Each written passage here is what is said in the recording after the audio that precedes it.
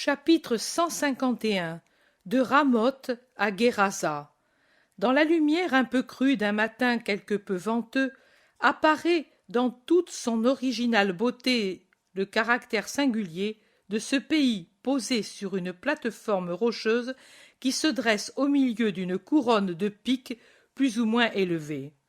On dirait un grand plateau de granit sur lequel sont posées des maisons, des maisonnettes, des ponts, des fontaines, qui se trouvent là, comme pour divertir un enfant géant. Les maisons paraissent taillées dans la roche calcaire qui forme la matière base de cette région, construite de blocs superposés qui, sans mortier, qui, à peine équarris, semblent un jouet construit avec des cubes par un grand enfant ingénieux. Tout autour de ce petit pays, on contemple sa petite campagne boisée et fertile, avec ses cultures variées, qui, vues d'en haut, sont comme un tapis où l'on distingue des carrés, des trapèzes, des triangles, les uns de terre brune que l'on vient de piocher, d'autres de couleur vert émeraude, à cause de l'herbe qu'a fait repousser la pluie d'automne, d'autres rougies par les dernières feuilles des vignes et des vergers, d'autres vert gris avec les peupliers et les saules, d'autres d'un vert émaillé avec les chênes et les caroubiers, ou vert bronze avec les cyprès et les conifères. Très très beau. Et puis des routes qui s'en vont comme à partir d'un nœud de ruban, du pays à la plaine lointaine, ou bien vers des montagnes encore plus hautes et qui s'enfoncent sous des bois, ou bien séparent par un trait bistre les prés verdoyants et les terres brunes des champs labourés. Et il y a un riant cours d'eau couleur d'argent au-delà du pays en allant vers la source, et qui, du côté opposé, devient couleur d'azur teintée de jade dans les descentes vers les vallées, entre les gorges et les pentes, et qui apparaît et disparaît, capricieux, de plus en plus fort et plus azuré à mesure que le courant augmente, en ne permettant plus aux roseaux du fond et aux herbes qui ont poussé dans son lit à la saison sèche de le teinter de vert. Maintenant, il reflète le ciel, après avoir enseveli les tiges sous une épaisseur d'eau déjà profonde. Le ciel est d'un azur irréel, une écaille précieuse d'un émail d'azur foncé, sans une fêlure dans sa masse merveilleuse. La caravane se remet en marche avec les femmes encore à cheval, car, dit le marchand, la route est fatigante au-delà du pays, et il faut faire vite pour arriver à Guérasa avant la nuit. Emmitouflés, dispos après le repos, ils avancent rapidement sur la route qui monte au milieu de superbes fourrés, côtoyant les pentes plus élevées d'une montagne solitaire qui se dresse comme un bloc énorme au-dessus des autres monts en contrebas. Un véritable géant tel qu'on en rencontre aux points les plus élevés de notre Appennin. « Galade !» dit en le montrant du doigt le marchand resté près de Jésus, qui conduit toujours par la bride le mulet de la Vierge. Et il ajoute: « Après cela, la route est meilleure. Es-tu jamais venu ici ?»« Jamais. Je voulais y venir au printemps, mais à Galgala, j'ai été repoussé. »« Te repousser ? Quelle erreur !» Jésus le regarde et se tait. Le marchand a pris en selle Margiam, qui vraiment peinait avec ses jambes courtes pour suivre le pas rapide des montures. Et Pierre le sait qu'il est rapide. Il avance, s'efforçant péniblement de suivre, imité par les autres, mais il est toujours distancé par la caravane. Il sue, mais il est content, car il entend rire Margiam. Il voit la Madone reposée et le Seigneur heureux. Il parle haletant avec Matthieu et son frère André, qui restent en queue comme lui, et il les fait rire en leur disant que s'il avait des ailes comme il a les jambes, il serait heureux en cette matinée. Il s'est débarrassé de tout fardeau comme les autres, en attachant les sacs aux selles des femmes. Mais la route est vraiment difficile sur les pierres que la rosée rend glissantes.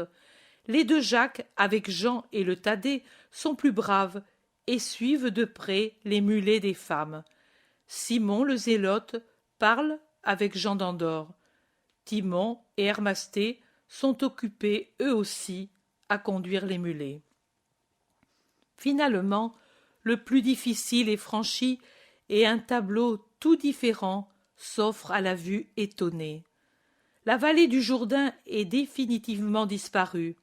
Maintenant, l'œil découvre à l'Orient un haut plateau d'une étendue imposante, sur laquelle seulement des rides de collines arrivent à peine à s'élever pour interrompre la monotonie du paysage.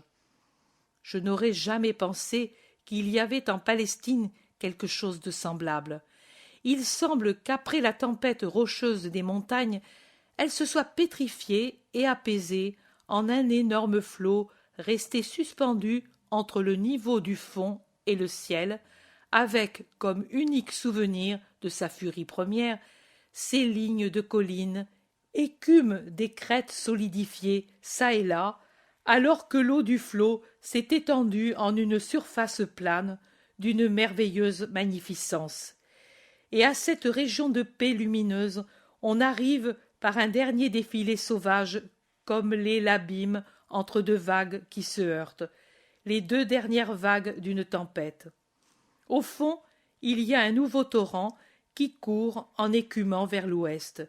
Il arrive de l'est dans un parcours tourmenté, rageur à travers les roches et les cascades, contrastant ainsi avec la paix lointaine de l'énorme plateau. Le marchand dit : « Maintenant, la route va être bonne. Si tu le permets, je vais commander la halte. » « Moi, je me laisse conduire par toi, homme. Tu es au courant. » Ils descendent tous et se dispersent sur la pente, afin de chercher du bois pour cuire de la nourriture, de l'eau pour les pieds fatigués, pour les gorges assoiffées. Les bêtes que l'on a déchargées de leur fardeau broutent l'herbe touffue ou descendent s'abreuver dans les eaux limpides du torrent. Une odeur de résine et de viande rôtie se dégage des petits feux allumés pour cuire les agneaux. Les apôtres ont préparé un feu et y cuisent des poissons salés, lavés au préalable dans l'eau fraîche du torrent. Mais le marchand les voit et vient leur apporter un petit agneau ou un chevreau et les force à l'accepter. Et Pierre se met en devoir de le rôtir après l'avoir farci d'aromates. Le repas est vite préparé et vite consommé, et sous le soleil à pic de midi, on reprend la marche sur une route meilleure qui côtoie le torrent en direction nord-est dans une région d'une fertilité merveilleuse et bien cultivée, riche de troupeaux de brebis et de porcs qui s'enfuient en grognant devant la caravane. Le marchand dit : « Cette ville entourée de murs, Seigneur, c'est Guérasa, ville de grand avenir. Maintenant, elle est en train de se développer, et je ne crois pas me tromper en disant qu'elle rivalisera vite avec Joppé et Ascalon, avec Tyr et beaucoup d'autres villes pour la beauté, le commerce et la richesse. Les Romains en voient l'importance sur cette route qui va de la mer Rouge et par conséquent de l'Égypte par Damas vers la mer Pontique. Ils aident les Géraséniens à bâtir. Ils ont bon œil et bon flair. Pour le moment, elle a seulement de nombreux commerces, mais plus tard, oh, elle sera belle et riche, une petite Rome avec des temples et des piscines, des cirques et des thermes. Moi, je n'y avais que des maisons de commerce, mais j'ai déjà acquis beaucoup de terrain pour y installer des magasins, pour les revendre cher après les avoir achetés bon marché. Peut-être pour construire une vraie maison de riche et venir m'y établir dans ma vieillesse, quand Baldassar, Nabor, Félix et Sidmia pourront respectivement tenir et diriger les magasins de Sinope, Tyr, Joppé et Alexandrie à l'embouchure du Nil. Pendant ce temps, les 3 autres garçons grandiront et je leur donnerai les magasins de Guérasa, d'Ascalon, de Jérusalem peut-être. Et les femmes riches et belles seront recherchées et feront de riches mariages et me donneront beaucoup de petits-fils. Le marchand rêve les yeux ouverts le plus heureux à venir. Jésus demande calmement : « Et après ? Le marchand se secoue, le regarde perplexe, et puis il dit: Et après, ce sera tout. Après viendra la mort. C'est triste, mais c'est ainsi. Et tu quitteras toute activité, tout magasin, toute affection? Mais, Seigneur, moi je ne le voudrais pas, mais comme je suis né, je dois aussi mourir, et je devrais tout quitter. Et il pousse un soupir, capable par son vent de pousser en avant la caravane. Mais qui te dit qu'après la mort, on quitte tout? Qui? Mais les faits. Quand on est mort, plus rien. Plus de mains, plus d'yeux, plus d'oreilles. Tu n'es pas seulement mains, yeux et oreilles.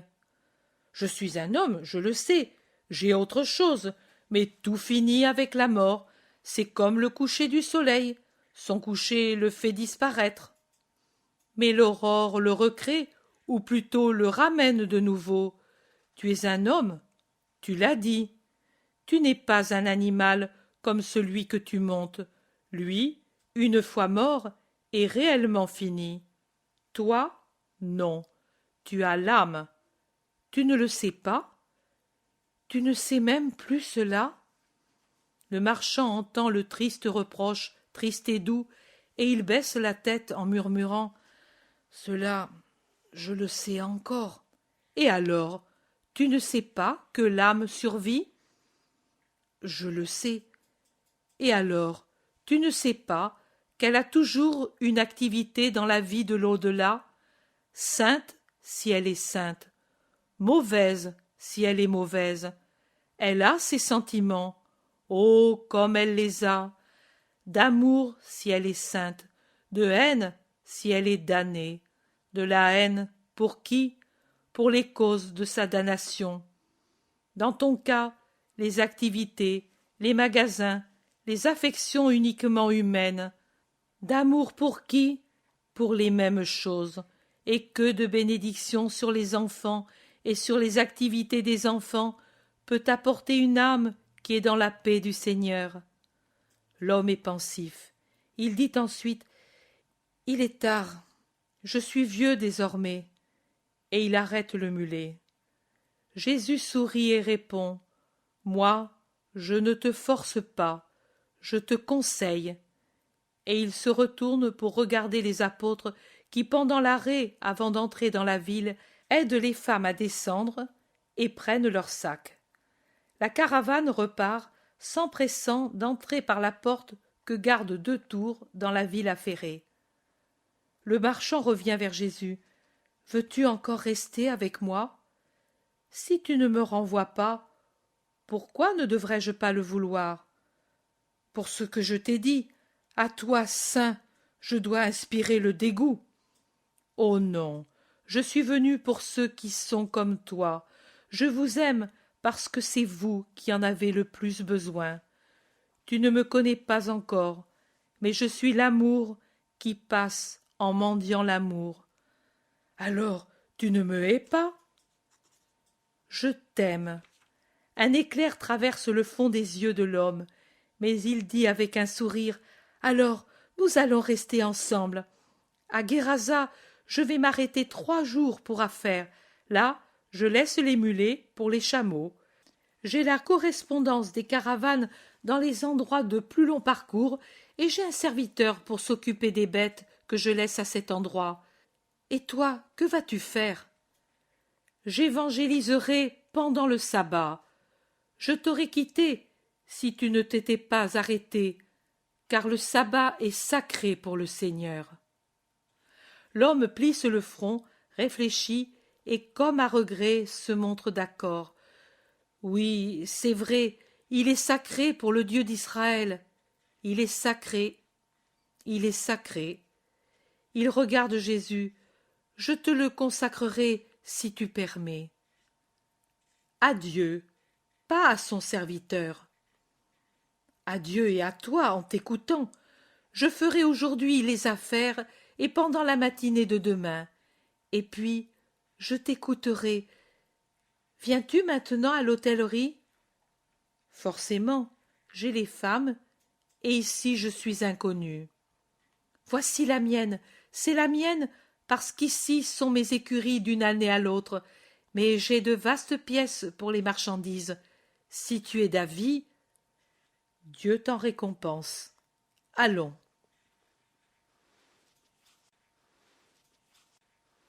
Chapitre 152. La prédication à Guérasa. Il croyait être inconnu. Quand la matinée du lendemain il pose le pied hors du magasin d'Alexandre, il trouve déjà des personnes qui l'attendent. Jésus est avec les seuls apôtres, les femmes et les disciples sont restés à la maison à se reposer.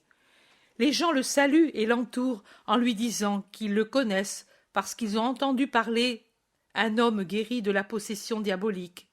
Ce dernier est maintenant absent parce qu'il est parti avec 2 disciples passés par là quelques jours auparavant. Jésus écoute avec bienveillance ces discours tout en marchant à travers la ville qui présente souvent des zones où l'on entend un furieux fracas de chantier. Maçons, terrassiers, tailleurs de pierre, forgerons, menuisiers travaillent à construire, à aplanir ou à combler des terrains de niveaux différents, à dégrossir des pierres pour les murs, à travailler le fer pour différents usages, à scier, à raboter, à façonner des pieux avec des troncs robustes. Jésus passe et regarde. Il franchit un pont jeté sur un petit torrent bavard qui passe juste au milieu du pays, et les maisons se sont alignées sur les 2 rives avec la prétention de former un quai. Il monte ensuite vers la partie haute de la ville qui est un peu en dénivellation, de sorte que le côté sud-ouest est plus élevé que le côté nord-est, mais les 2 côtés sont plus hauts que le centre de la ville coupé en 2 par le petit cours d'eau. La vue est belle au point où s'est arrêté Jésus. On voit toute la ville passablement grande, et en arrière, à l'orient, au midi et à l'occident, se trouve un fer à cheval de collines en pente douce, toute verte, alors qu'au nord, la vue s'étend sur une plaine découverte et vaste qui présente à l'horizon un relief léger qu'on peut difficilement appeler colline, tout blondi par le soleil matinal qui dore les pampres jaunâtres des vignes qui couvrent cette vague de terrain comme s'il voulait adoucir la mélancolie des feuilles mortes par le faste d'une couche de dorure. Jésus observe et les gens de Guérasa restent à le regarder. Jésus les conquiert en leur disant « Cette ville est très belle, rendez-la belle aussi de justice et de sainteté. Les collines, le ruisseau, la verte plaine, c'est Dieu qui vous les a données. Rome vous aide maintenant à vous faire des maisons et de beaux édifices, mais il revient à vous seul de donner à votre ville le nom de ville sainte et juste. Une ville est ce que la font ses habitants, parce qu'une ville est une partie de la société qui s'enferme dans des murs, mais ce qui fait la ville, ce sont les habitants. La ville en elle-même ne pêche pas. Ils ne peuvent pêcher le ruisseau, le pont, les maisons, les tours. Ce sont des matières, non des âmes. Mais peuvent pêcher ceux qui sont enfermés dans les murailles de la ville, dans les maisons, dans les boutiques, ceux qui passent sur le pont et ceux qui se baignent dans le ruisseau. On dit d'une ville factieuse et cruelle, c'est une ville très mauvaise. Mais c'est mal dit, ce n'est pas la ville qui est mauvaise, ce sont les habitants qui sont mauvais. Ces individus qui deviennent, en s'unissant, une seule chose complexe, et pourtant encore une seule chose, c'est cela qui mérite le nom de ville. Maintenant, écoutez, si dans une ville 10 000 habitants sont bons et que 1000 seulement ne le sont pas, pourrait-on dire que cette ville est mauvaise? Non, on ne pourrait le dire. De même, si dans une ville de 10 000 habitants, il y a beaucoup de partis et que chacun tend à faire valoir le sien, peut-on encore dire que cette ville est unie? Non, on ne peut le dire. Et pensez-vous que cette ville sera prospère? Non, elle ne le sera pas.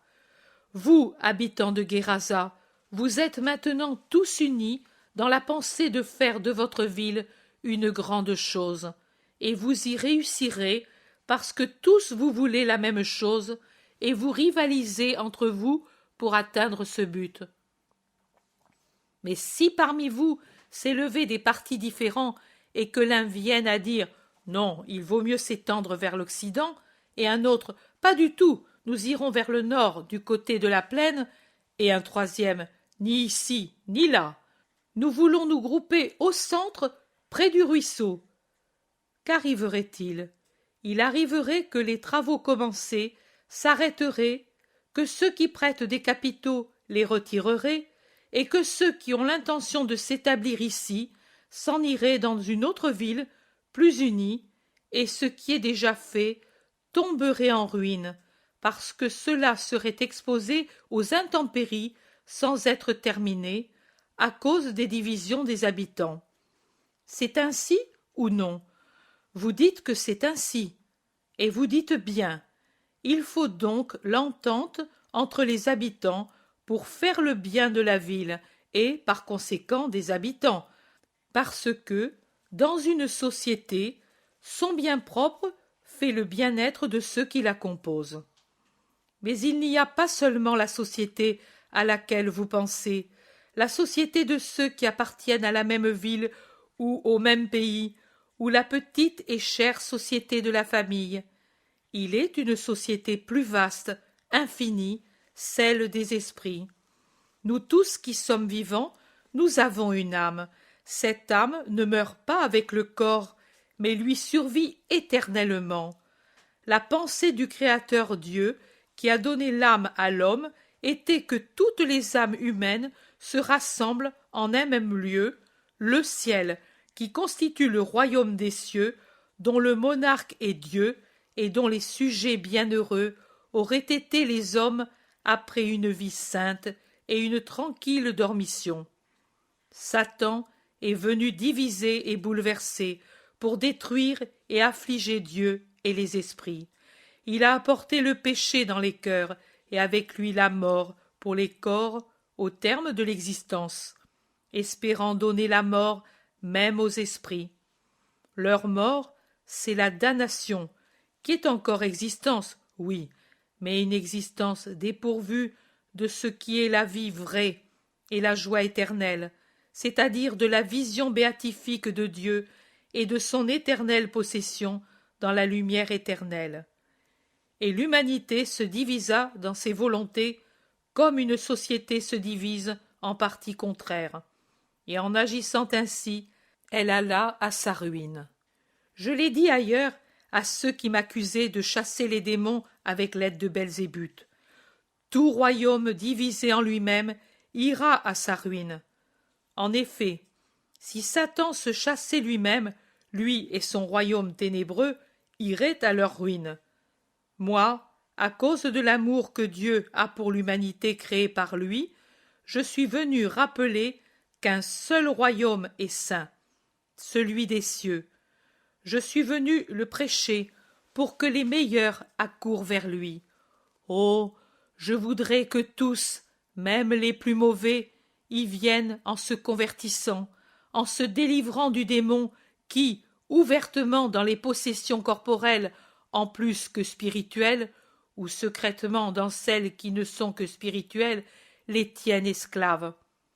C'est pour cela que je vais guérissant les malades, chassant les démons des corps possédés, convertissant les pécheurs, pardonnant au nom du Seigneur, instruisant en vue du royaume, accomplissant des miracles pour vous persuader de mon pouvoir et que Dieu est avec moi.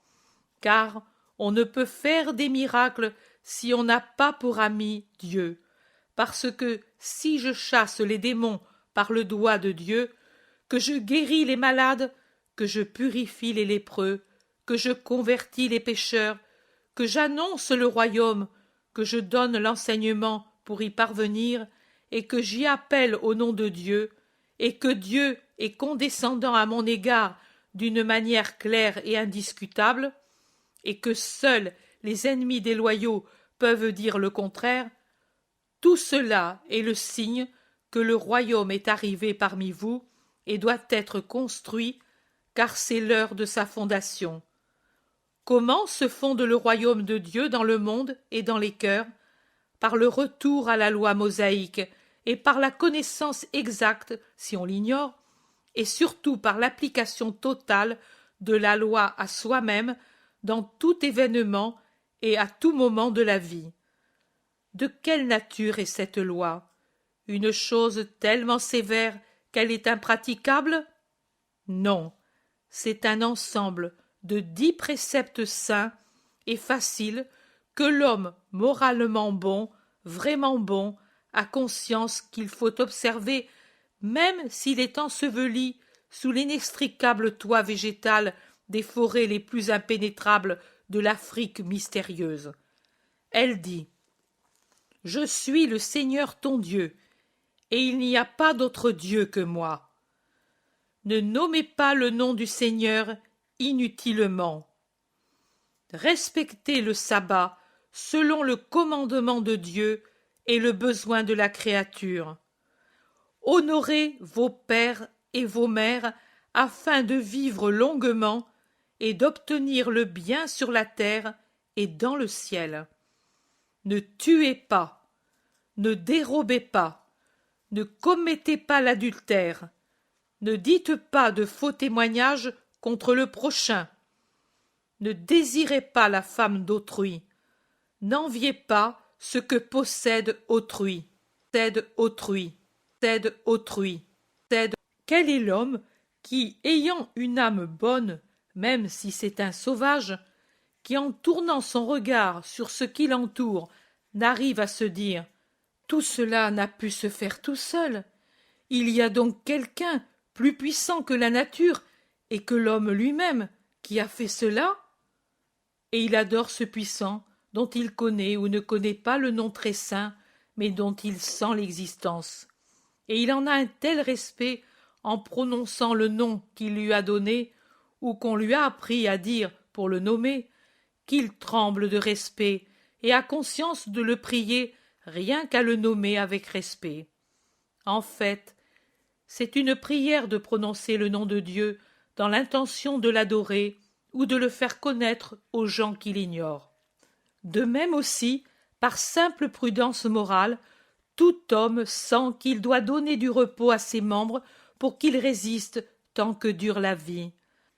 Avec plus de raisonnement, ce repos animal, l'homme, qui n'ignore pas le Dieu d'Israël, le Créateur et Seigneur de l'univers, a conscience qu'il doit le consacrer au Seigneur pour ne pas être semblable à la bête de somme qui, fatiguée, se repose sur sa litière en mâchant de l'avoine entre ses dents robustes.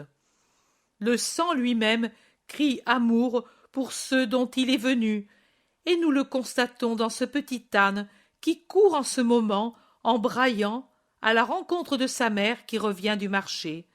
Il jouait dans le troupeau, et l'ayant vue, il se souvient d'avoir été allaité par elle et léché affectueusement, défendu, réchauffé par sa mère, et vous voyez, avec son tendre naseau, il lui frotte le cou et saute de joie en frottant sa jeune croupe contre le flanc qu'il a porté. Aimer les parents, c'est un devoir et un plaisir, et il n'y a pas d'animal qui n'aime celui qui l'a engendré. Et quoi? L'homme sera au-dessous du ver qui vit dans la boue? L'homme moralement bon ne tue pas. La violence lui inspire du dégoût. Il a conscience qu'il n'est pas permis d'enlever la vie à quiconque, que seulement Dieu qui l'a donnée a le droit de l'enlever, et il se refuse à l'homicide. De même, celui qui est moralement sain ne s'empare pas des choses d'autrui. Il préfère le pain mangé avec une conscience tranquille auprès de la fontaine argentine à un succulent rôti qui est le produit d'un vol. Il préfère dormir sur le sol avec la tête sur une pierre et les étoiles amies au-dessus de la tête qui pleuvent la paix et le réconfort sur une conscience honnête, au sommeil troublé sur un lit volé. Et s'il est moralement sain, Il ne désire pas d'autre femme que les siennes. Il n'entre pas avec lâcheté dans le lit d'autrui pour le souiller. Mais dans la femme de l'ami, il voit une sœur, et n'a pas pour elle les regards et le désir que l'on n'a pas pour une sœur. L'homme, dont l'âme est droite, même seulement naturellement, sans autre connaissance du bien que celle que lui donne sa conscience pleine de droiture, ne se permet jamais de donner un témoignage qui lèse la vérité, car cela lui paraît semblable à l'homicide et au vol, et il en est ainsi. Mais ses lèvres sont honnêtes comme son cœur, et il n'a pas de regard pour désirer la femme d'autrui. Il n'en a même pas le désir, parce qu'il sait que le désir est ce qui pousse au péché. Et il n'a pas d'envie, parce qu'il est bon. Celui qui est bon n'envie jamais. Il est content de son sort. Cette loi, avec ses exigences, vous paraît-elle impraticable? Ne vous faites pas tort. Je suis certain que vous ne le ferez pas. Et si vous ne le faites pas, vous fonderez le royaume de Dieu en vous et dans votre ville. Et vous vous retrouverez un jour heureux avec ceux que vous avez aimés et qui, comme vous, ont conquis le royaume éternel dans les joies sans fin du ciel. Mais dans notre intérieur même se trouvent les passions comme des habitants renfermés dans les murs d'une ville. Il faut que toutes les passions de l'homme veuillent la même chose, à savoir la sainteté. Autrement, c'est inutilement qu'une partie tendra au ciel, si ensuite une autre laisse sans les garder les portes et y laisse pénétrer le séducteur ou neutralise par des discussions et des paresses l'action d'une partie des habitants spirituels en faisant périr l'intérieur de la ville et en l'abandonnant aux orties, aux herbes empoisonnées, aux chiens-dents, aux serpents, aux scorpions, rats et chacals, aux hiboux, c'est-à-dire aux mauvaises passions et aux anges de Satan. Il faut veiller sans jamais y manquer, comme des sentinelles que l'on met au mur pour empêcher le malin d'entrer là où nous voulons construire le royaume de Dieu. En vérité, je vous dis que tant que l'homme fort garde en arme l'entrée de sa maison, tout ce qui s'y trouve est en sécurité. Mais s'il vient un autre plus fort que lui, ou s'il laisse sa porte sans la garder, alors le plus fort en vient à bout, le désarme, et lui, privé des armes auxquelles il se confiait, il s'humilie et se rend, et le fort le fait prisonnier en prenant les dépouilles de celui qui l'a vaincu. Mais si l'homme vit en Dieu, moyennant la fidélité à la loi et à la justice saintement pratiquée, Dieu est avec lui. Moi, je suis avec lui, et rien de mal ne peut lui arriver. L'union avec Dieu est l'arme qu'aucun fort ne peut vaincre. L'union avec moi est certitude de victoire et d'un butin de vertus éternelles pour lesquelles éternellement lui sera donnée une place dans le royaume de Dieu. Mais celui qui se sépare de moi ou se fait mon ennemi repousse en conséquence les armes et la sécurité de ma parole. Celui qui repousse le Verbe repousse Dieu. Celui qui repousse Dieu appelle Satan. Celui qui appelle Satan détruit ce qu'il avait pour conquérir le royaume. Par conséquent, celui qui n'est pas avec moi est contre moi, et celui qui ne cultive pas ce que j'ai semé récolte ce qu'a semé l'ennemi. Celui qui ne récolte pas avec moi dissipe, et il viendra, pauvre et nu, vers le juge suprême, qui l'enverra au maître auquel il s'est vendu, en préférant Belzébuth au Christ. Habitants de Guérasa, construisez en vous et dans votre ville le royaume de Dieu. La voix perçante d'une femme s'élève limpide comme un chant de louange au-dessus du bruit de la foule pleine d'admiration, chantant la nouvelle béatitude, c'est-à-dire la gloire de Marie. Bienheureux le sein qui t'a porté et les mamelles que tu as sucées. Jésus se tourne vers la femme qui exalte la mère par admiration pour le Fils. Il sourit parce que douce lui est la louange donnée à la mère, mais il dit ensuite « Bienheureux plutôt ceux qui écoutent la parole de Dieu et la mettent en pratique. Fais cela, ô femme. » Ensuite, Jésus bénit et se dirige vers la campagne, suivi des apôtres qui lui demandent « Pourquoi as-tu dit cela ?» Parce qu'en vérité, je vous dis qu'au ciel, on ne mesure pas avec les mesures de la terre. Et ma mère elle-même sera heureuse, non pas tant pour son âme immaculée, que pour avoir écouté la parole de Dieu et l'avoir mise en pratique par l'obéissance. Que l'âme de Marie soit faite sans faute, c'est un prodige du Créateur.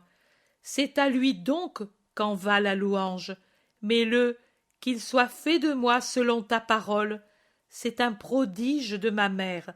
C'est donc pour cela qu'est grand son mérite, si grand que pour cette capacité d'écouter Dieu, parlant par la bouche de Gabriel, et pour sa volonté de mettre en pratique la parole de Dieu sans rester à soupeser les difficultés et les douleurs immédiates et futures qui viendraient de son adhésion, est venu le Sauveur du monde. Vous voyez donc qu'elle est ma bienheureuse mère, non seulement parce qu'elle m'a engendré et allaité, mais parce qu'elle a écouté la parole de Dieu et l'a mise en pratique par l'obéissance. Mais maintenant, rentrons à la maison. Ma mère savait que j'étais dehors pour peu de temps et pourrait craindre en voyant que je tarde. Nous sommes dans un pays à demi païen, mais en vérité il est meilleur que les autres. Aussi partons et tournons par derrière les murs pour échapper à la foule qui me retiendrait encore. Allons vite par derrière ces bosquets touffus. Bosquets touffus. Bosquets touffus. Chapitre 153. Le sabbat à Guérasa.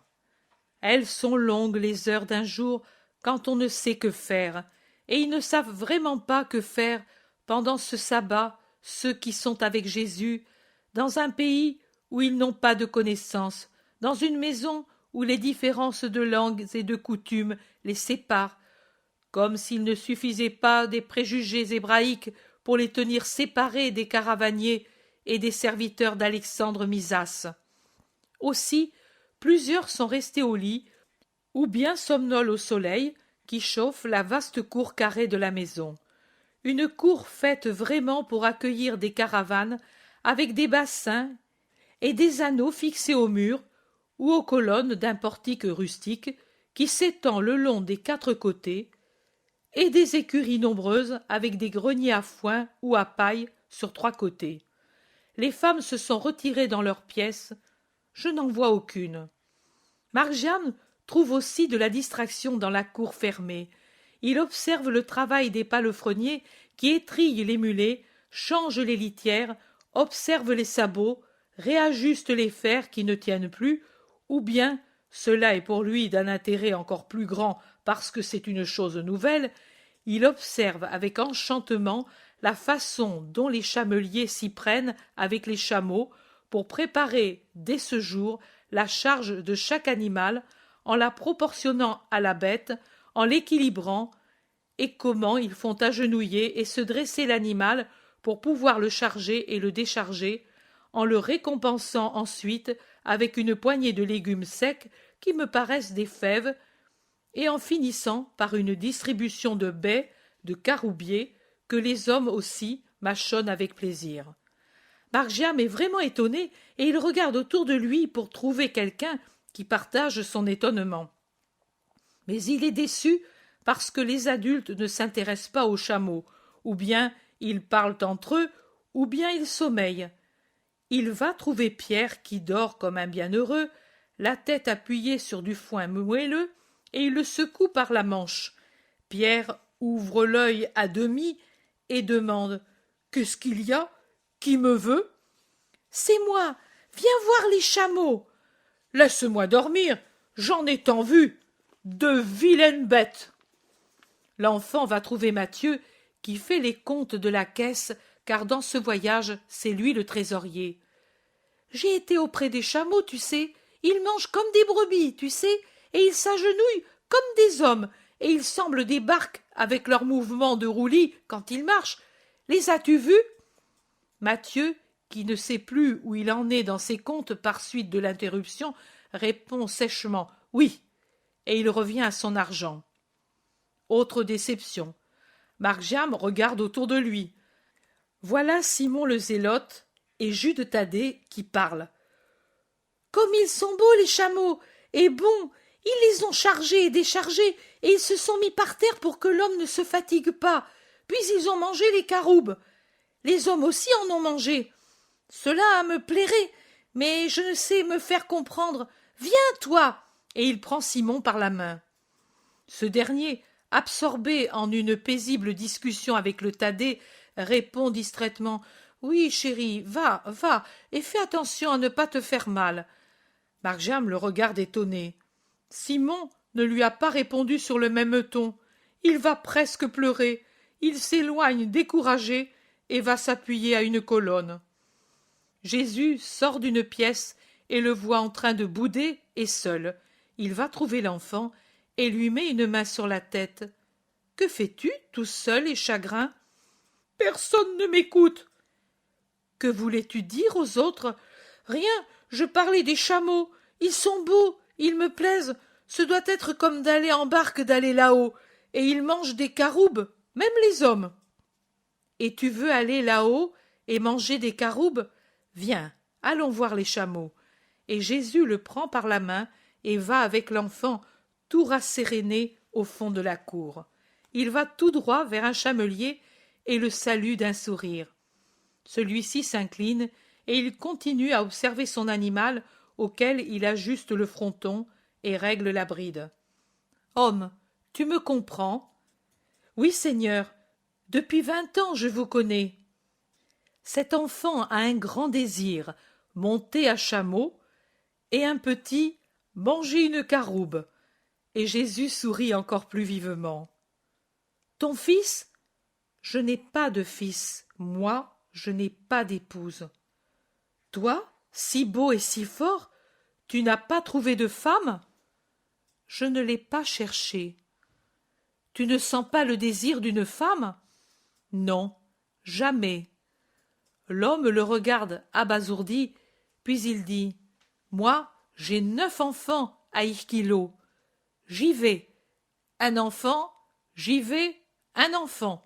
Toujours. » « Tu les aimes bien, tes enfants ? » « Mon sang ! Mais le travail est dur. Moi ici, les enfants là-bas. Au loin, mais c'est pour leur pain. Tu comprends ? » « Je comprends. Alors tu peux comprendre l'enfant qui veut monter à chameau et manger les caroubes ? » « Oui, viens. » « Peur ? Non. Bravo, un bel enfant. Moi aussi j'en ai un comme cela, noir comme cela. Prends ici, serre bien. » Et il lui met dans les mains le manche bizarre qui se trouve au-devant de la selle. « Tiens-toi, maintenant je viens et le chameau se lève. Pas peur, hein ?» Et l'homme grimpe sur la selle élevée et s'installe et appelle le chameau qui se dresse obéissant en tanguant fortement. Marc-Jam rit heureux, d'autant plus heureux que l'homme lui a mis dans la bouche une magnifique caroube. L'homme met le chameau au pas, dans la cour, puis au trot. Enfin, voyant que Marc-Jam n'a pas peur, il crie quelque chose à l'un de ses compagnons, et celui-ci ouvre la grande porte qui est sur l'arrière de la cour, et le chameau disparaît, avec sa charge, dans la verdure de la campagne. Jésus rentre à la maison dans une pièce où sont les femmes. Son sourire est tellement épanoui que Marie lui demande « Qu'as-tu, mon fils, pour être si heureux ?» « J'ai la joie de Marc-Jam qui est en train de galoper sur un chameau. Sortez pour le voir revenir. » Tout le monde sort dans la cour et s'assoit sur un muret près des bassins. Les apôtres, ceux qui ne dorment pas, s'approchent. Ceux qui étaient aux fenêtres des chambres du haut regardent en bas. Ils voient et viennent aussi. Des voix claires et juvéniles qui annoncent Jean et les deux Jacques, éveillent aussi Pierre et André et secouent Matthieu. Maintenant, ils sont au complet, car Jean d'Andorre vient aussi avec 2 disciples. « Mais où est Margiane? Je ne le vois pas, » demande Pierre. « En promenade sur le chameau. Personne de vous ne l'écoutait. Je l'ai vu triste, et j'y ai remédié. » Pierre, Matthieu et Simon se souviennent. « Ah oui, il parlait des chameaux et des caroubes, mais moi j'avais sommeil. Moi j'avais des comptes à faire pour te rendre compte de ce que j'avais reçu des Géraséniens et de ce que j'avais donné aux aumônes. Et moi je parlais de la foi avec ton frère. » Peu importe, j'y ai pensé, moi. Pourtant, incidemment, je vous dis que c'est de l'amour de s'occuper des jeux d'un enfant. Mais parlons d'autre chose. Au dehors, la ville est toute en fête. De notre sabbat, il n'y a que le souvenir, que celui d'une réjouissance générale. Alors, il vaut mieux rester à l'intérieur, d'autant plus que s'ils veulent, ils peuvent nous trouver. Ils savent où nous sommes. Voilà Alexandre qui passe en revue ses chameaux. Maintenant, je vais lui dire qu'il en manque un par ma faute. Par ma faute. Par ma faute. Jésus s'en va rapidement trouver le marchand et lui parle. Ils reviennent ensemble. Le marchand dit « Très bien, il s'amusera et la course au soleil lui fera du bien. Tu peux être sûr que l'homme le traitera bien. Calipio est un brave homme. En échange de la course, je te demande de me dire quelque chose. Cette nuit, je pensais à tes paroles, à celles entendues à Ramoth, entre toi et la femme, à celles d'hier. Hier, il me semblait monter sur une montagne élevée comme celle des terres que j'habite, qui ont réellement leur sommet dans les nuages. Tu m'as mené en haut, en haut, en haut. Il me semblait que j'étais pris par un aigle, un de ceux de notre plus grande montagne, la première sortie du déluge. Je voyais des choses nouvelles, jamais imaginées. Tout n'était qu'une lumière, et je les comprenais. Ensuite, elles se sont brouillées. Dis encore. Que dois-je dire? Mais je ne sais pas. Tout était beau. Tu parlais qu'on se retrouverait au ciel. J'ai compris qu'on s'y aimerait différemment, mais pourtant également. Par exemple, nous n'aurons plus les soucis de maintenant, et pourtant nous serons tous pour un et un pour tous, comme si nous étions une seule famille. Je m'exprime mal?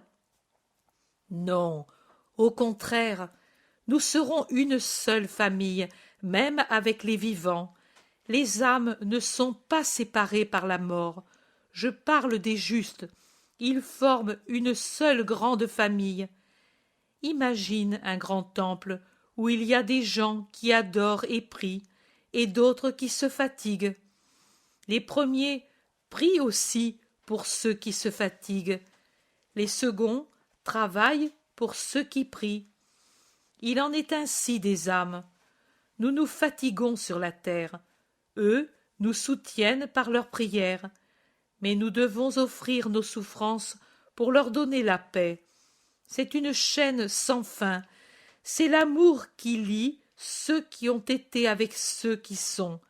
Et ceux qui sont doivent être bons pour pouvoir retrouver ceux qui ont été et qui nous désirent avec eux. Saint Ika fait un geste involontaire qu'elle arrête tout de suite.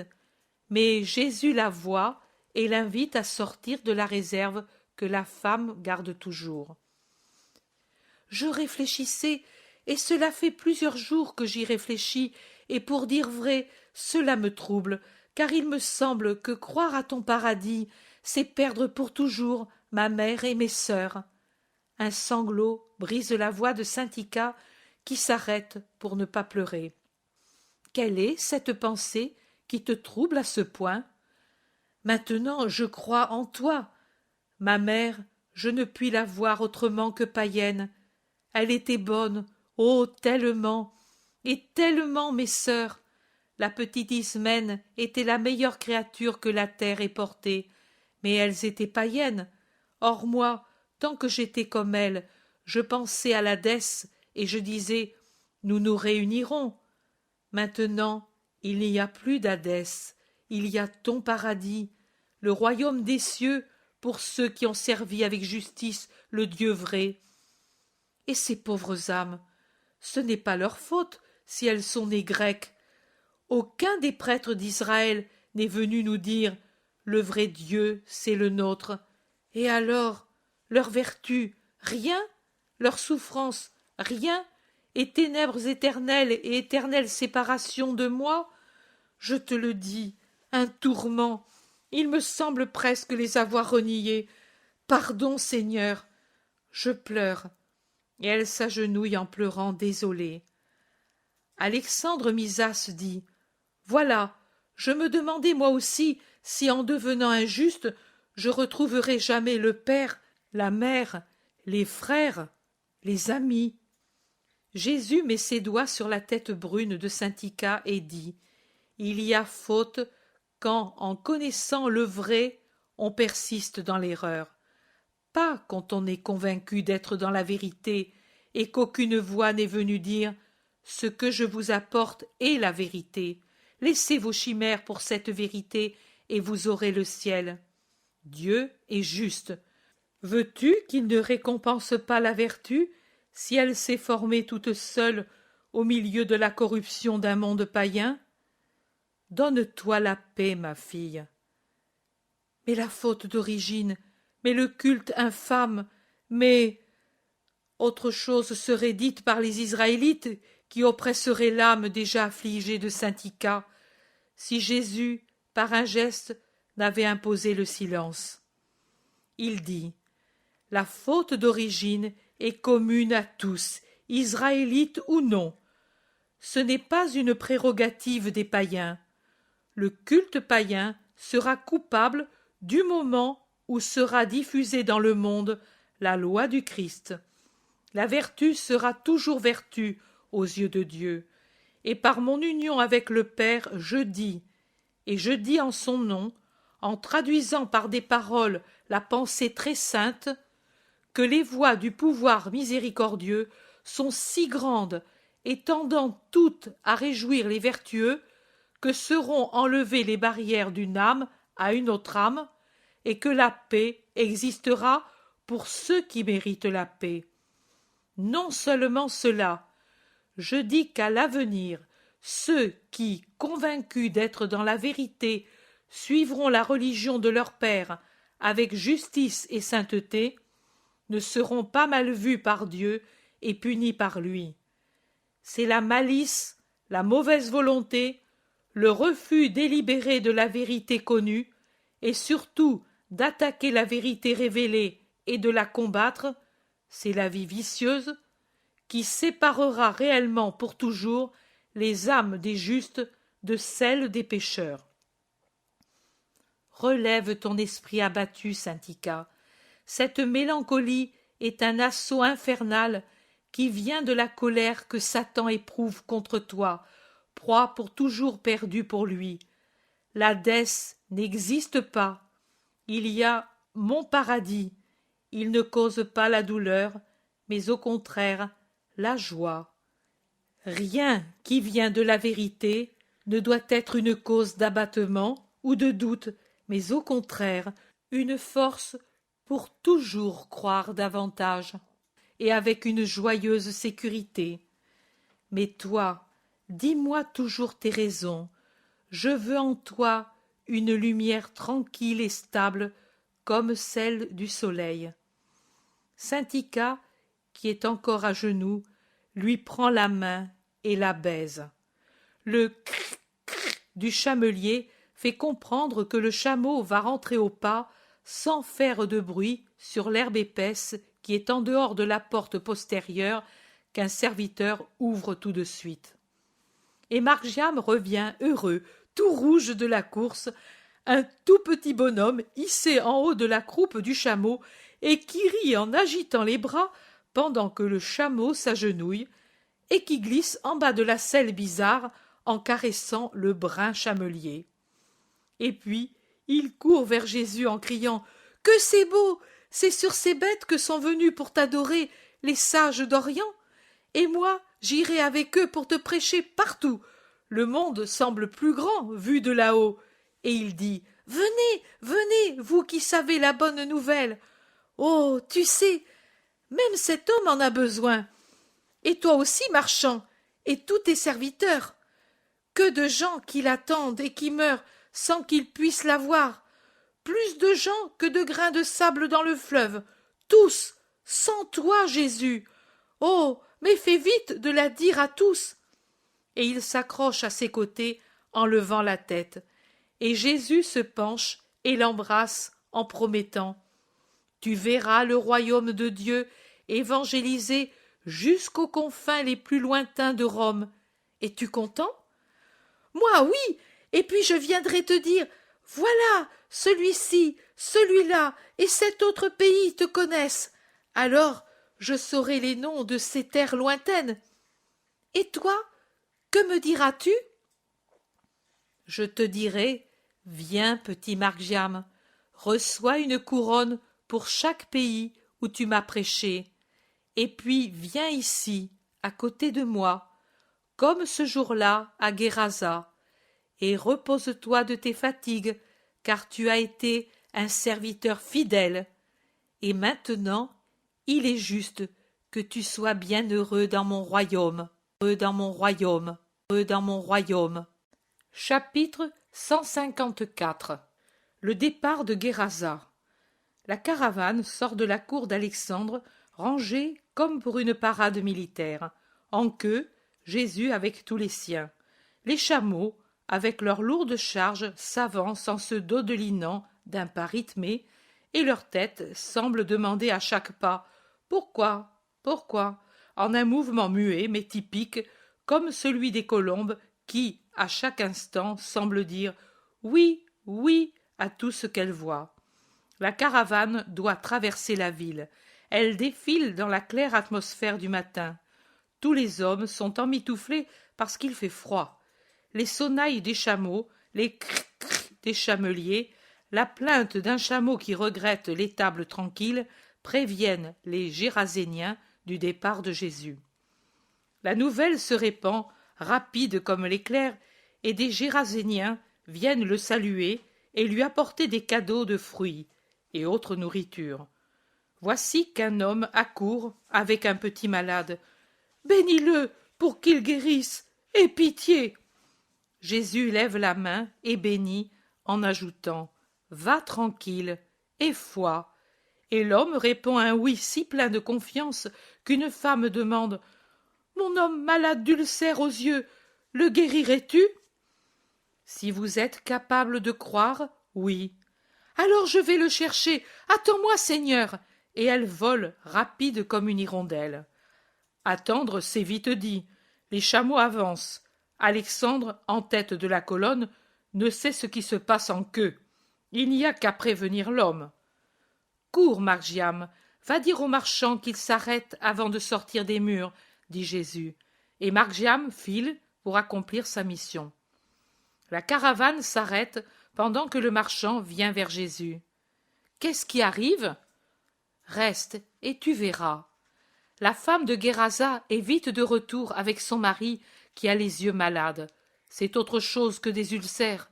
Ce sont 2 trous pleins de pourriture qui s'ouvrent au milieu du visage. L'œil est là au milieu, embué, rougi, à moitié aveugle, et il en sort un liquide répugnant. À peine l'homme enlève-t-il le bandeau sombre qui lui cache la lumière, que sa plainte augmente parce que la lumière avive la douleur de l'œil malade. L'homme gémit « Pitié, je souffre tant !» Tu as aussi beaucoup péché. De cela, tu ne te lamentes pas? Tu ne t'affliges que de pouvoir perdre cette pauvre vue du monde? Ne sais-tu rien de Dieu? N'as-tu pas peur des ténèbres éternelles? Pourquoi as-tu péché? L'homme pleure et se baisse sans parler. Sa femme aussi pleure et gémit. Moi, j'ai pardonné. et moi, je lui pardonnerai s'il me jure ici qu'il ne retombera plus dans son péché. Oh oui, pardonne-moi, je sais maintenant ce qu'amène le péché avec lui. Pardonne-moi, comme la femme, pardonne-moi, tu es le bon. Moi, je te pardonne. Va à ce ruisseau et lave-toi le visage dans l'eau, et tu guériras. L'eau froide lui est nuisible, Seigneur, gémit la femme. Mais l'homme ne pense qu'à y aller et s'y rend à tâtons jusqu'à ce que l'apôtre Jean, pris de pitié, le prenne par la main et le conduise seul, mais ensuite la femme le prend par l'autre main. L'homme descend jusqu'au bord de l'eau glacée qui barbotte sur les cailloux. Il se penche, prend de l'eau dans le creux de ses mains, se lave et se relave le visage. Il ne donne pas signe de souffrance et paraît au contraire éprouver du soulagement.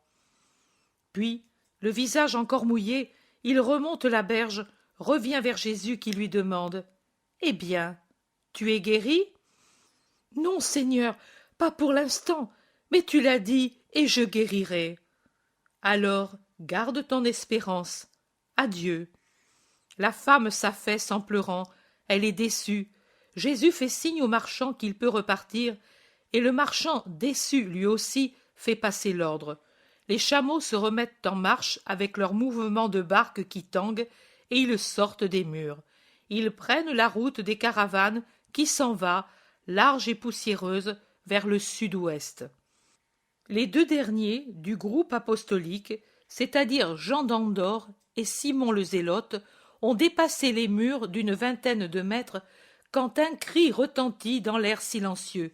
Il paraît remplir le monde, il se répète toujours plus haut, plus joyeux, plus triomphal. « Je vois Jésus, Jésus béni, je vois, j'ai cru, je vois Jésus, Jésus, Jésus béni. » Et l'homme, dont le visage est redevenu complètement saint, les yeux redevenus beaux, deux escarboucles lumineuses et vivantes, fend les rangs des apôtres et tombe aux pieds de Jésus, presque sous les pieds du chameau du marchand, qu'il a juste le temps d'écarter de l'homme prosterné.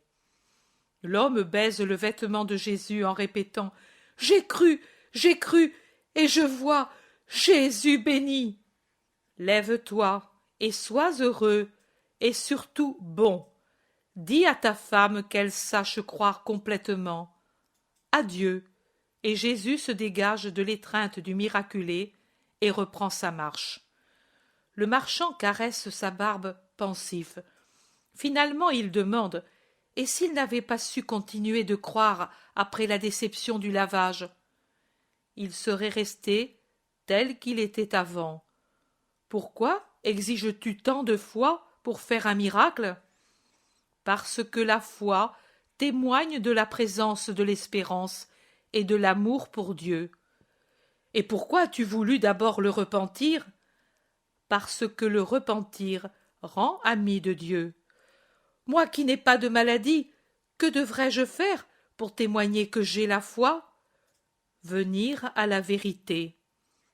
Et pourrais-je y venir sans l'amitié de Dieu? Tu ne pourrais y venir sans la bonté de Dieu. Le Seigneur permet que celui qui, encore sans repentir, le cherche, arrive à le trouver. Car le repentir vient généralement lorsque l'homme, consciemment ou avec un peu de conscience de ce que veut son âme, connaît Dieu. Auparavant, il est comme hébété, guidé par son seul instinct. Tu n'as jamais éprouvé le besoin de croire? Bien des fois, je n'étais pas satisfait, voilà, de ce que j'avais. Je sentais qu'il y avait autre chose de plus fort que l'argent, que mes enfants, mes espérances, mais je ne me donnais pas ensuite la peine de chercher, à savoir ce que, inconsciemment, je cherchais. Ton âme cherchait Dieu. La bonté de Dieu a permis que tu trouves Dieu. Le repentir, pour ton stérile passé loin de Dieu, te donnera l'amitié de Dieu. Alors, pour avoir le miracle de voir par l'âme la vérité, je devrais me repentir du passé? Certainement, te repentir et te décider à un complet changement de vie. Changement de vie. Changement de vie. L'homme se remet à caresser sa barbe, et il semble être en train d'étudier et de compter les poils du cou du chameau, tant il reste le regard fixe. Sans le vouloir, il heurte la bête avec le talon, et celle-ci y voit une invitation à accélérer le pas, et elle le fait en amenant le marchand en tête de la caravane. Jésus ne le retient pas. Au contraire, il s'arrête en se laissant dépasser par les femmes et les apôtres jusqu'à ce que le rejoignent Simon le Zélote et Jean d'Andorre. Jésus s'unit à eux. « De quoi parlez-vous » demande-t-il. « Nous parlions du découragement que doit éprouver celui qui ne croit à rien ou qui a perdu la foi qu'il avait. Hier, Syntycha était réellement angoissée, bien qu'elle soit passée à une foi parfaite, répond le Zélote. Moi, je disais à Simon que s'il est pénible de passer du bien au mal, il est déconcertant aussi de passer du mal au bien. Dans le premier cas, on est torturé par la conscience qui vous réprimande. Dans le second, on est déchiré, comme doit l'être quelqu'un qui se trouve amené dans un pays étranger absolument inconnu. Ou bien c'est l'effroi d'un homme misérable et inculte qui se trouve amené au milieu d'une cour de roi parmi des savants et des riches. C'est une souffrance, moi je la connais, une si grande souffrance. On ne peut croire que ce soit vrai, que cela puisse durer, qu'on puisse le mériter, surtout quand on a l'âme souillée comme l'était la mienne. Et maintenant, Jean, demande Jésus. Le visage exténué de Jean d'Andorre, exténué et triste, s'illumine d'un sourire qui le fait paraître moins émacié. Il dit « Maintenant, cela n'est plus. Il reste la reconnaissance, et même elle croit, pour le Seigneur qui a voulu cela. Il reste le souvenir du passé pour me garder humble. Mais il y a la sécurité. Je me sens acclimaté, non plus étranger dans ce monde de douceur qu'est le tien, de pardon et d'amour. Et je suis pacifié, serein, heureux. Juges-tu bonne ton expérience? Oui, s'il n'y avait pas ma souffrance d'avoir péché, parce que, par ce péché, j'ai affligé Dieu, je dirais qu'il a été un bien, ce passé, qui est le mien. Il peut me servir beaucoup à soutenir les âmes de bonne volonté, mais égarées dans les premiers moments de leur nouvelle croyance. Simon, va dire au garçon de ne pas tant sauter. Ce soir, il sera épuisé. Simon regarde Jésus, mais comprend la vérité du commandement. Il a un sourire d'intelligence et il laisse les deux seuls. Maintenant que nous sommes seuls, Jean, écoute mon désir. Toi, pour beaucoup de raisons, tu as la largeur de jugement et de pensée qu'aucun autre ne possède parmi ceux qui me suivent, et tu as une culture plus vaste que le commun des Israélites. Aussi, je te prie de m'aider. Moi, t'aider? En quoi? Pour Syntycha. Tu es un si brave pédagogue. Margiam apprend vite et bien avec toi, si bien que je compte vous laisser ensemble pour quelques mois, parce que je veux pour Margiam une connaissance plus vaste que celle du petit monde d'Israël. Pour toi, c'est une joie de t'occuper de lui. Pour moi aussi, c'est une joie de vous voir unis, toi pour l'instruire, lui pour apprendre, toi pour rajeunir, lui pour mûrir en s'occupant. Mais tu devrais t'occuper aussi de Syntycha, comme une sœur égarée. Tu l'as dit, c'est un égarement. Aide-la à s'acclimater dans mon atmosphère. Me fais-tu cette faveur? Mais c'est une grâce pour moi de le faire, monseigneur. Je ne l'approchais pas parce que cela me paraissait superflu, mais si tu veux. Elle lit mes rouleaux. Il y en a de sacrés, et d'autres qui sont uniquement pour la culture de Rome et d'Athènes. Je vois qu'elle réfléchit et les compulse, mais je ne m'étais jamais entremis pour l'aider. Si tu le veux, oui, je le veux. Je veux vous voir amis. Elle aussi Comme Margiam et comme toi, vous resterez quelque temps à Nazareth. Ce sera beau. Ma mère et toi, maîtres de deux âmes qui s'ouvrent à Dieu. Ma mère, l'angélique maîtresse de la science de Dieu, toi, le maître expert du savoir humain, que pourtant maintenant tu peux expliquer avec des applications surnaturelles. Ce sera beau et bon. Oui, mon béni Seigneur, trop beau pour le pauvre Jean. Et l'homme sourit à la pensée de ses jours prochains de paix auprès de Marie dans la maison de Jésus. Et la route se déroule, dans une tiédeur du soleil de plus en plus sensible, dans une campagne charmante, désormais toute plane, après avoir côtoyé ces petites hauteurs qui se trouvent après Guérasa. Une route en bon état aussi, sur laquelle la marche est facile, et on reprend la marche après la pause du midi. C'est presque le soir, quand j'entends pour la première fois Saint-Tika rire de bon cœur, lorsque Margiam lui a raconté je ne sais quoi qui fait rire toutes les femmes. Je vois la grecque se pencher pour caresser l'enfant et effleurer son front par un baiser, après quoi l'enfant se remet à sauter comme s'il ne sentait pas la fatigue. Mais tous les autres sont fatigués, et c'est avec joie qu'ils apprennent la décision de passer la nuit à la fontaine des Chameliers.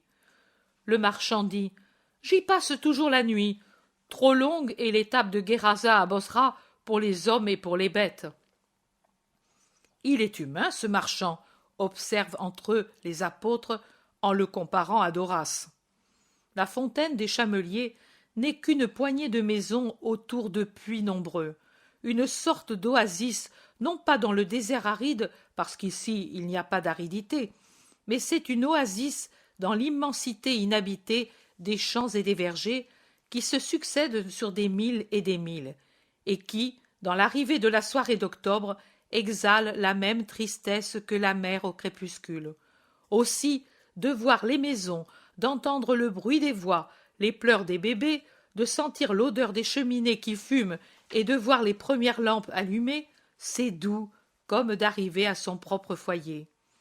Alors que les chameliers s'arrêtent pour abreuver une première fois les chameaux, les apôtres et les femmes suivent Jésus qui, avec le marchand, entre dans la très préhistorique hôtellerie qui les abritera pour la nuit. Dans la pièce enfumée, où ils ont pris le repas, où dormiront les hommes, et, pendant que déjà les serviteurs préparent les couchettes de foin amoncelées sur des treillis, tout le monde se réunit près d'un large foyer qui occupe tout le fond étroit de la pièce. On a allumé le feu, car le soir a amené l'humidité et le froid. Pierre soupire. « Pourvu que le temps ne se mette pas à l'eau !» Le marchand le rassure. Il faut encore attendre la fin de cette lune pour que le mauvais temps arrive. C'est le temps qu'il fait ici le soir, mais demain nous aurons le soleil. C'est pour les femmes, tu sais, ce n'est pas pour moi. Je suis pêcheur et je vis dans l'eau, et je t'assure que je préfère l'eau à la montagne et à la poussière. Jésus parle avec les femmes et avec ses deux cousins. Jean d'Andorre et le Zélote l'écoutent aussi. De leur côté, Timon et Hermasté et Matthieu lisent un des rouleaux de Jean, et les deux Israélites expliquent à Hermasté les passages bibliques les plus obscurs pour lui. Margiam les écoute, enchantée, mais avec un visage somnolent.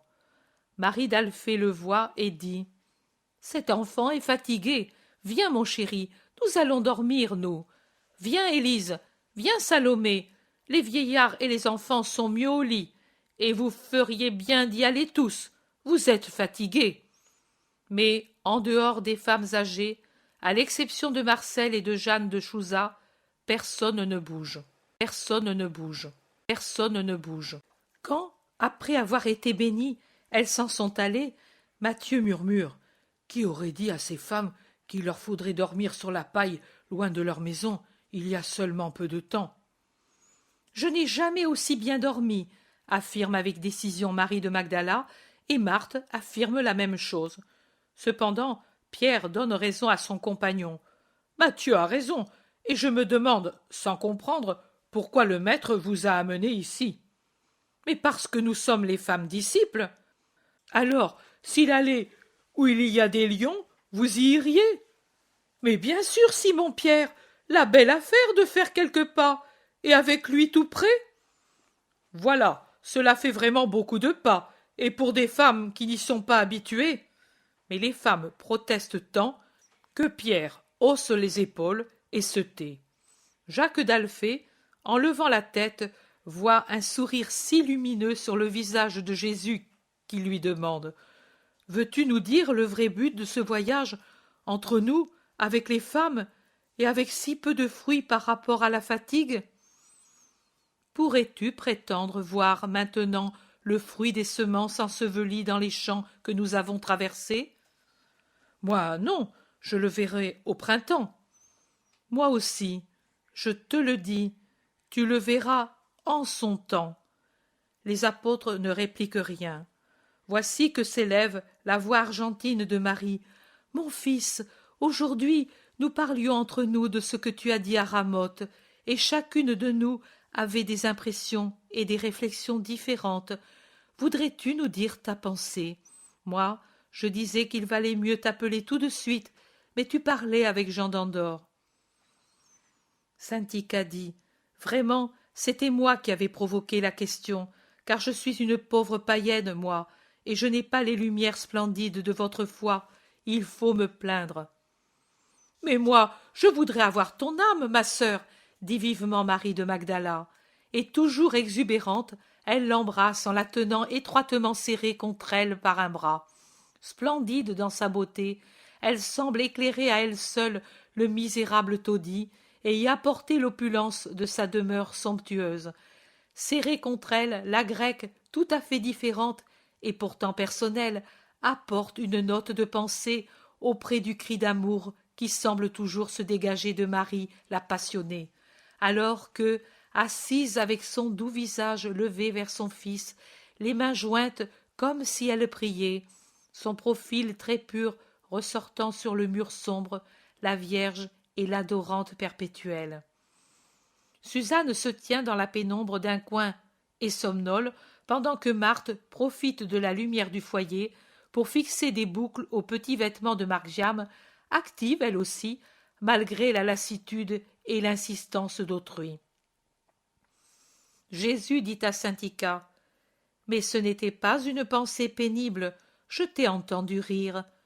Oui, à cause de l'enfant qui tranchait vivement la question en disant: moi je ne veux revenir que si Jésus revient, mais si tu veux tout savoir, éloigne-toi d'ici et reviens nous dire si tu te souviens. Toutes en rient encore et disent que Saint-Ica demandait à Marie qu'on lui expliquât ce qu'elle n'avait pas bien compris à propos du souvenir que les âmes conservent et qui explique certaines possibilités chez les païens d'avoir des souvenirs vagues de la vérité. Moi, je disais, peut-être que cela confirme la théorie de la réincarnation à laquelle croient beaucoup de païens. Et ta mère, maître, m'expliquait que ce que tu dis, c'est autre chose. Maintenant, veuille m'expliquer ceci aussi, monseigneur.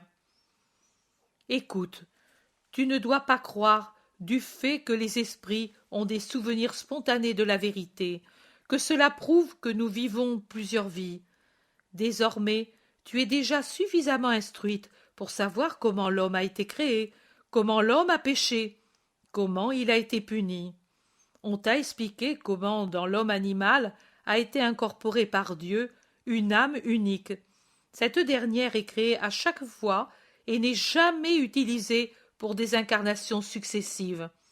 Cette certitude devrait annuler ce que j'affirme sur les souvenirs des âmes. Elle le devrait pour tout être autre que l'homme doué d'une âme faite par Dieu. L'animal ne peut se souvenir de rien parce qu'il naît une seule fois. L'homme peut se souvenir bien que ne naissant qu'une seule fois, se rappeler avec ce qu'il y a de meilleur en lui, l'âme. D'où vient l'âme? Toute âme humaine? De Dieu. Qui est Dieu? L'esprit très intelligent, très puissant, parfait, cette chose admirable qu'est l'âme, chose créée par Dieu pour donner à l'homme son image et sa ressemblance comme signe indiscutable de sa paternité très sainte, résulte des qualités propres de celui qui l'a créée. Elle est donc intelligente, spirituelle, libre, immortelle, comme le Père qui l'a créée.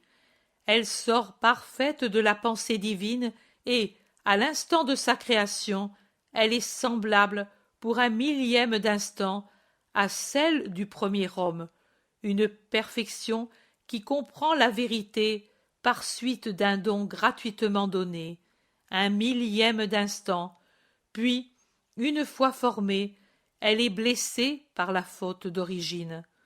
Pour te faire mieux comprendre, je dirais que c'est comme si Dieu portait l'âme qu'il crée et que l'être créé, en naissant, soit blessé par un signe ineffaçable. Me comprends-tu? Oui. Tant qu'elle est pensée, elle est parfaite. Un millième d'instant, cette pensée créée. Puis, la pensée traduite dans le fait est sujet à la loi causée par la faute.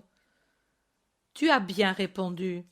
L'âme s'incarne donc ainsi dans le corps humain, en apportant avec elle cette gemme secrète dans le mystère de son être spirituel, le souvenir de l'être créateur, c'est-à-dire de la vérité. Le bébé naît. Il peut être bon, excellent, aussi bien que perfide. Il peut tout devenir, car il est libre de vouloir. Sur ces souvenirs, le ministère des anges jette ses lumières, et le semeur de pièges ses ténèbres. À mesure que l'homme poursuit les lumières, et par conséquent aussi des vertus de plus en plus grandes, en rendant l'âme maîtresse de son être, voilà que se développe en elle la faculté de se souvenir, comme si la vertu rendait de plus en plus mince la cloison qui s'interpose entre l'âme et Dieu. Voilà pourquoi les hommes vertueux de tout pays sentent la vérité, pas parfaitement, parce que, obnubilés par des doctrines contraires ou par des ignorances mortelles, mais suffisamment pour fournir des pages de formation morale au peuple auquel ils appartiennent. As-tu compris? Es-tu convaincu? Oui, pour conclure, la religion des vertus pratiquées héroïquement prédispose l'âme à la religion vraie et à la connaissance de Dieu. C'est tout à fait cela. Et maintenant, va te reposer et sois bénie. Et toi aussi, maman. Et vous, sœurs et disciples. Que la paix de Dieu soit sur votre repos. Votre repos. Votre repos. Chapitre 155. En allant à Bosra. Le marchand avait raison. Journée plus belle ne pouvait être offerte aux voyageurs en ce mois d'octobre. Une fois dissipées les brumes qui voilaient la campagne, comme si la nature avait voulu étendre un voile sur le sommeil des plantes pendant la nuit, la campagne apparaît dans sa majestueuse étendue de culture que le soleil réchauffe. Il semble que les brumes se soient rassemblées pour enrubanner d'une écume transparente les cimes lointaines en les estompant davantage dans le ciel serein. Que sont-elles, des montagnes que nous devons gravir? Demande Pierre préoccupé. Non, non, ce sont les monts d'Oran. Nous restons dans la plaine au-delà de ces montagnes. Dans la soirée, nous serons à Bosra de l'Oranite, belle et bonne ville, beaucoup de commerce, assure le marchand, et il en fait l'éloge, lui qui, à la base de la beauté d'un lieu, met toujours la prospérité du commerce. Jésus est tout seul en arrière, comme chaque fois qu'il veut s'isoler. Marc-Jam se retourne pour le regarder plusieurs fois, puis il n'y résiste plus. Il quitte Pierre et Jean de Zébédée, s'assied sur le bord de la route, sur une borne qui doit être un signe militaire des Romains, et il attend. Quand Jésus est à sa hauteur, l'enfant se lève et, sans parler, se place à côté de Jésus, en restant un peu en arrière pour ne pas le gêner, même pas par la vue de sa présence, et il observe, et il continue d'observer jusqu'à ce que Jésus sortent de sa méditation et se retournent en entendant le léger bruit de pas derrière lui.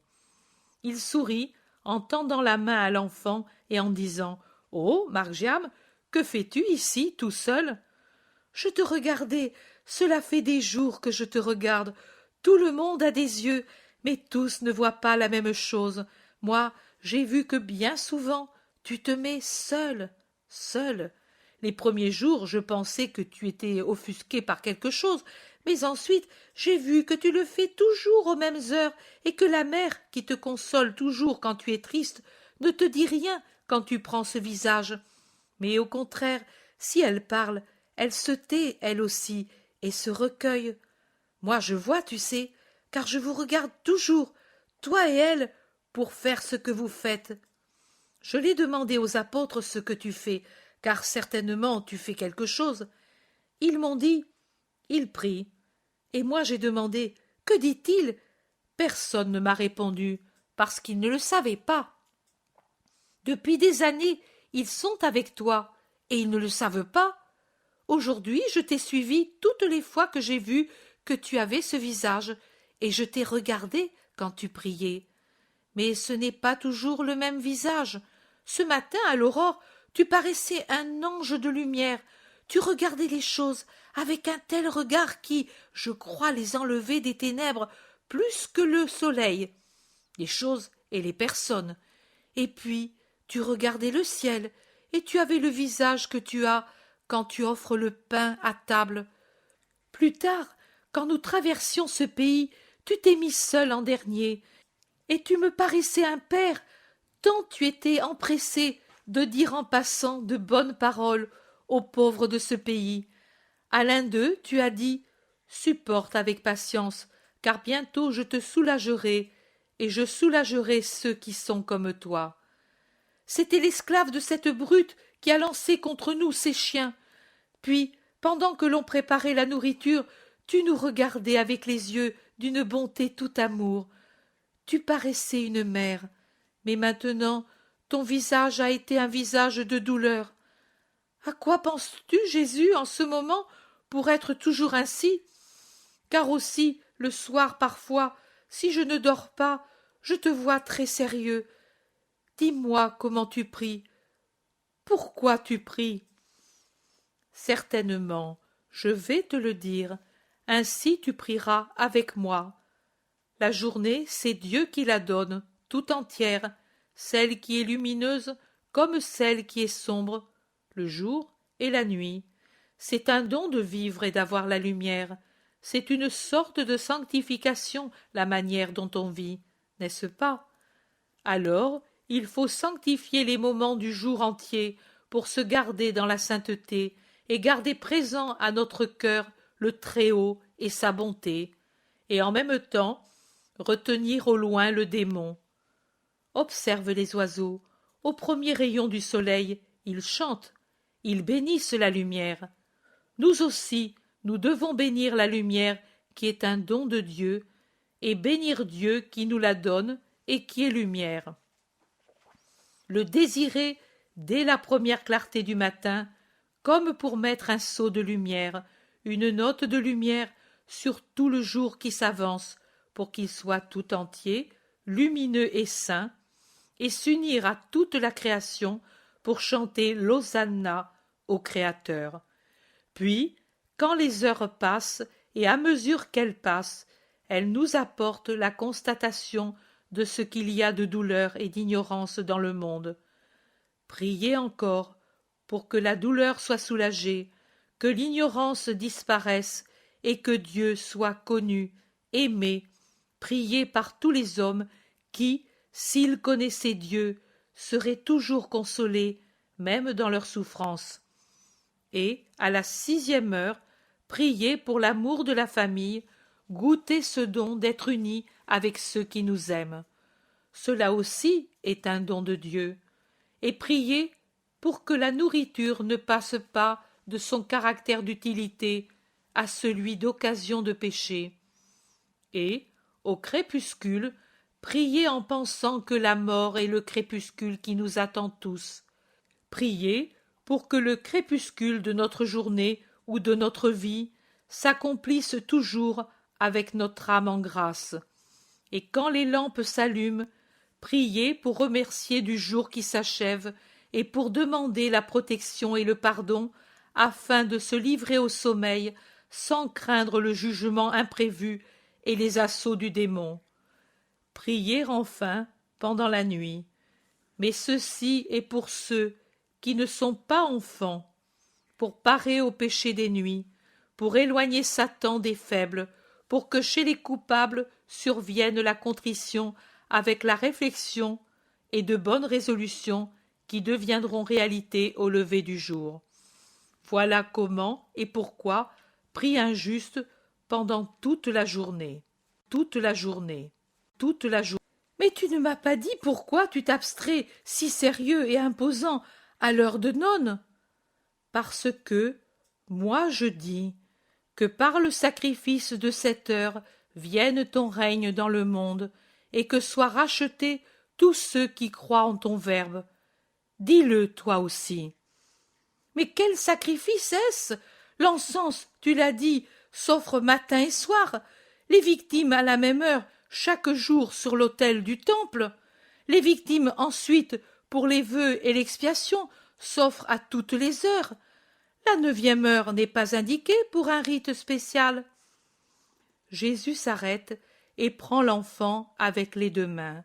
Il le soulève en le tenant en face de lui, et comme s'il récitait un psaume, le visage levé, il dit « Et entre la 6e et la 9e heure, celui qui est venu comme sauveur et rédempteur, celui dont parlent les prophètes, consommera son sacrifice après avoir mangé le pain amer de la trahison et donné le doux pain de la vie, après s'être pressé lui-même comme la grappe dans la cuve, après avoir désaltéré avec tout lui-même les hommes et les plantes, et s'être fait une pourpre royale avec son sang, et avoir ceint la couronne et pris le sceptre et transporté son trône sur un haut lieu pour être vu par Sion, Israël et le monde, élevé dans le vêtement pourpre de ses plaies innombrables, dans les ténèbres pour donner la lumière,